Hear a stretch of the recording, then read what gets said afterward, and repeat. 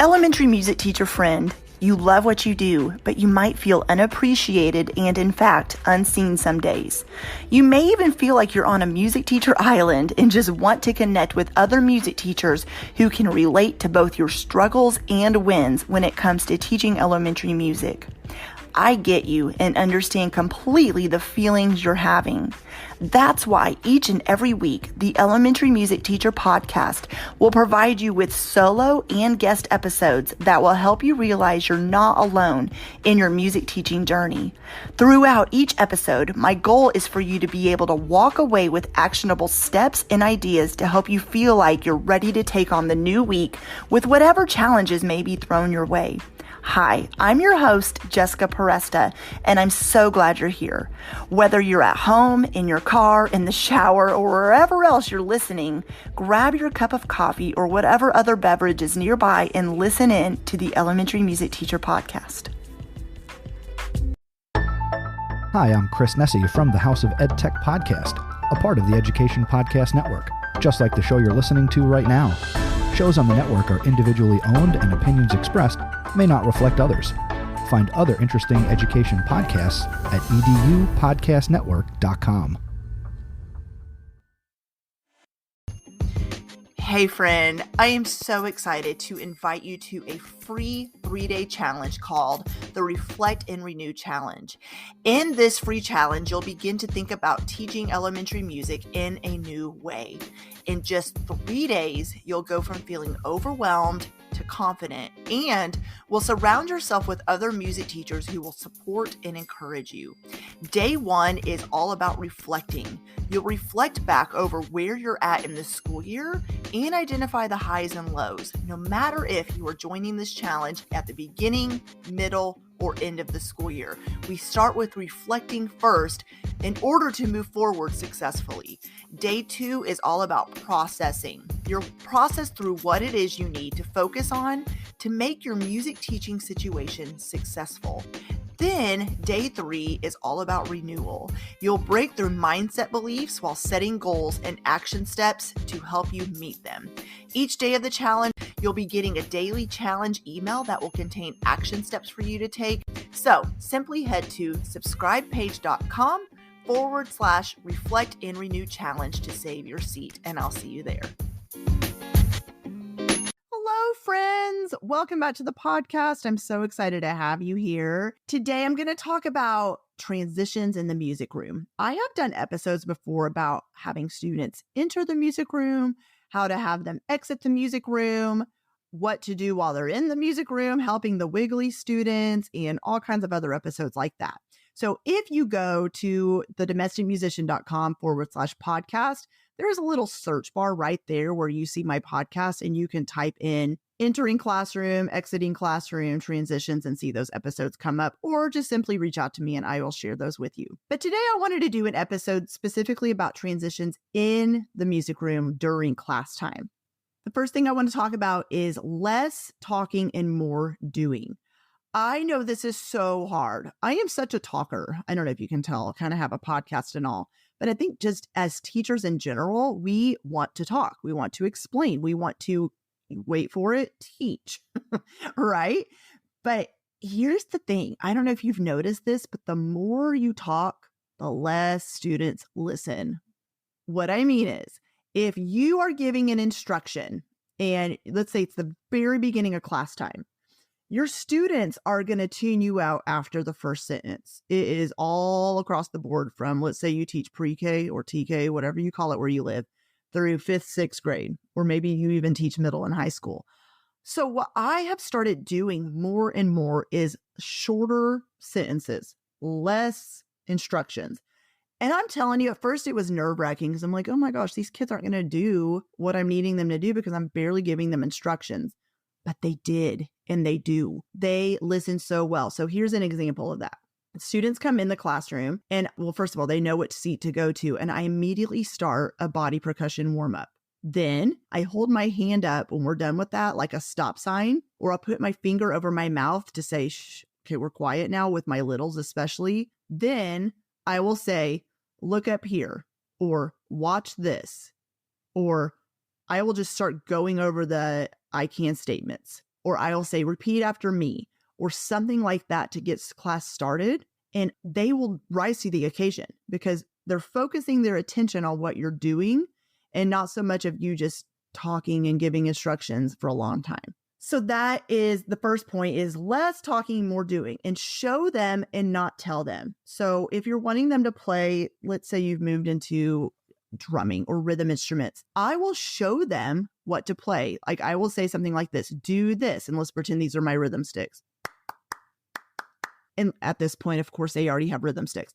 I'll point at them and they do what I just did. Or you can start with body percussion. Let's try that again. Do this. Point. And that was their turn. So I'm not giving them instructions like this. So what I'm going to do first, class, is I'm going to snap my fingers and I'm going to snap them 3 times. And the reason I'm doing that is because I'm going to listen to how many beats. And then, oh, by the way, there's a beat at the end. That's a rest. So make sure you don't snap that. Oh, and also, if you can't snap very loud, that's okay. Don't look at your neighbor snapping. Only watch me. I'm losing the kids. And I'm not saying anybody's going on and on that extreme, but that was just an example of a way not to give super long instructions. You're going to lose the kids. So show them and not tell them as much. Okay? Procedures for the win. I have talked about procedures on this podcast many times as well. And I completely believe you can have procedures in your music room for literally any and everything. Kids want to know what to expect. They will rise to the occasion. I feel like I keep saying that sentence, but they really will. Procedures for the win. So what do you want them to do when they walk in the room? What are they supposed to do when you point at the board? What are they supposed to do when they're echoing after you? How do they know when to echo after you? What do they do when it's time to stand up and go to a new activity? How do they make a circle? How do they get an instrument in front of them? And so on and so forth.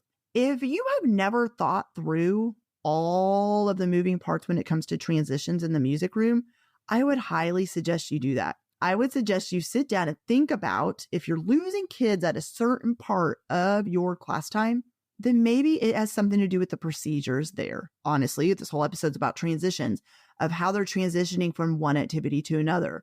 So what's the procedure for? They're sitting doing body percussion. Now you're having them stand up. Well, I would motion with my hand for them to stand up. And then when they're doing that, I'm going to give a short instruction. We're going to make a circle or walk this way with me. Maybe we're even marching in a steady beat around the room to get to the circle. Or I might give the instruction, hold hands with your neighbor. And then I'm going to wait. Let's be honest, they're kids. They're going to get loud. Some of them are going to think it's funny. They're going to pull their neighbor's hand and so on and so forth. So you could say, like this, show them with your hand, not this. And I'm going to pretend to pull one of the kids. And so then you're showing them what to do. Then you notice everybody's in a circle, say, let go, sit down. See how short these instructions are? So if you don't have a procedure for all those things I just mentioned, you don't have a way for them to get to a circle except for make a circle and then they're running. And then let's be honest, half the time kindergarten and even first grade, actually even my second graders, sometimes don't know how to make a circle. I tell them and they're in a clump of grapes. So break it down. Think about where you're losing them, from standing to sitting, from sitting to walking, from walking to sitting again, from sitting to getting an instrument, from putting the instrument up. What are the procedures you have in place? Something I really love doing with my pre-K and kindergarten students is a hello and goodbye song. This is a simple way for them to understand class is starting, class is ending. When they hear that magic song come on, they know we're coming in the music room. It's time to get started. They hear the song at the end come on, and it is time for class to end. There are many, many, many, many, many of these on YouTube. Literally type in hello song and you're going to see a plethora of them, and just choose one you like, honestly. Or maybe you've learned one at a particular conference or workshop that you like as well, or you, I don't know, made up your own. It doesn't matter what the song is, but I think this is a great idea for transitioning into the music room and transitioning out of the music room.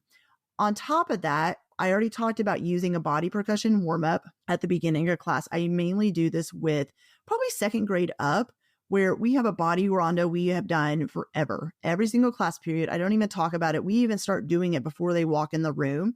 And I have some specific, We call them roller coaster warm-ups, but vocal warm-ups I usually do, maybe not every class period. It depends on what we're doing, but most of the time I do that with the students as well. But they know to expect it now. There's never a, what are we doing when we walk in the room? They know we're doing this as, by the way, not when they're at their seats, but as they're walking to their seats. And so the goodbye song for the littles would look more like maybe exit tickets, or we are talking about what we learned, or I am having them line up in a certain way by maybe I've made up some kind of chant, like I'm going to move my feet to the beat and get out of my seat, move my feet to the beat and get out of my seat.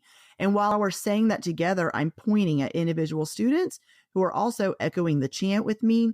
And one thing I have learned a lot, and I definitely believe this is true after my years of experience, and I think I've mentioned this before, but if students are doing something with their body and their mouth, it's hard for them to touch a neighbor. It's hard for them to talk or start screaming or yelling because they're thinking about what to do with their body and they're thinking about what to do with their mouth. So give them something to do that way. So just basically have a way for the students to come in and have a way for them to leave. That is definitely a transition.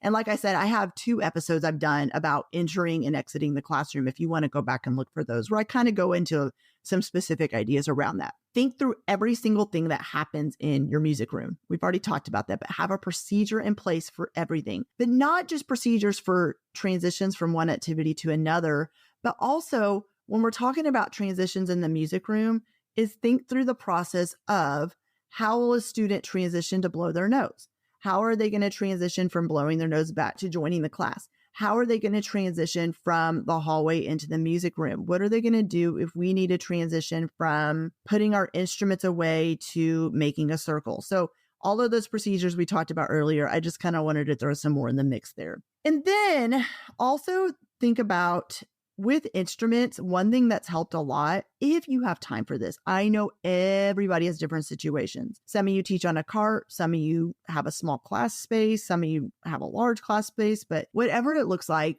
think about how you're going to have instruments set up or easily ready to grab. What are your procedures for that? One thing I really have started doing that's worked well, in my opinion, I mean, maybe my students don't think so, but I do, is like, if I'm using drums, I'm going to use drums all across the board. Now, they're definitely not doing the same activity all across the board, but instead of, okay, this group's using drums, they're going to do rhythm instruments, these are going to do mallet instruments, and so on and so forth, that gets overwhelming. Now, there is an exception to that. If later in the school year, older students are doing recorder ukulele and your youngers are not, obviously it's not going to work that way. Also with mallet instruments, I don't usually use mallet instruments until a little bit later towards winter break with my littles. So if there is a way to prepare for that, to have everybody using the same instrument all day long, then do that. If not, then think about how you're going to have your instruments laid out. One thing that your older students definitely love doing is helping.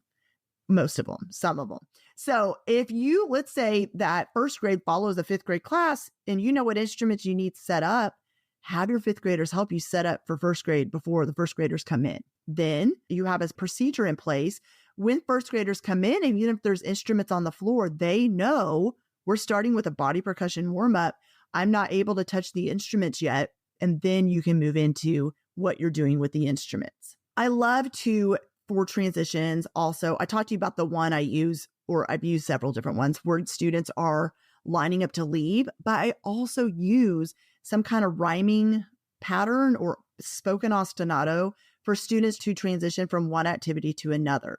Instead of saying, okay, we're going to stand up, walk, and put your instrument away, then come back to your seat, I always just kind of make up little spoken ostinatos on the spot like that. So for example, pick your rhythm sticks up and put them in the box. Pick your rhythm sticks up and put them in the box. And it's so cool because you're going to see your students naturally start walking to the steady beat to put their rhythm sticks away. And then they're going to put them in away. And then when I see most of the students' rhythm sticks are in the box, I'm going to move it to, you put your instruments away, now come to your seat. You put your instruments away, now come to your seat.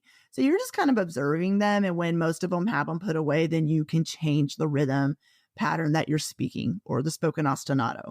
The last thing I want to talk about is throughout your lesson, you're going to have many different things you're doing. For example, reading rhythms. Let's use that as an example. Students are going to maybe do it together as a whole class. Maybe they're going to read rhythmic patterns together in small groups. Individually, they're going to practice it on instruments and in various ways. So these are like micro transitions.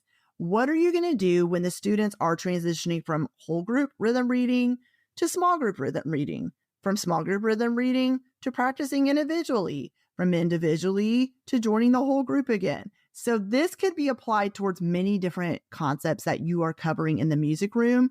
These micro transitions are super important to consider as well. Thank you for listening. I appreciate your support more than you could ever know. And I will be back next week with a brand new episode. And I hope you're doing well. Hang in there, friends. You're doing an amazing job teaching music to your students. Well, hey there. Thank you so much for listening into the Elementary Music Teacher podcast. There is an exclusive Facebook group just for listeners of this podcast and any elementary music teacher called the Elementary Music Teacher Community Facebook group. Come on over and join us there, where we have conversations around the podcast episodes and encourage each other each and every week. And also head to my website, thedomesticmusician.com. I have some free resources there that you can download to help you gain traction in your classroom today, as well as the blog and the membership site and all kinds of other goodies to help you keep going in your music teaching journey. I cannot wait to keep connecting with you and encouraging you and spurring you on in your journey of teaching elementary music. Hang in there, have an amazing week, and I will see you soon.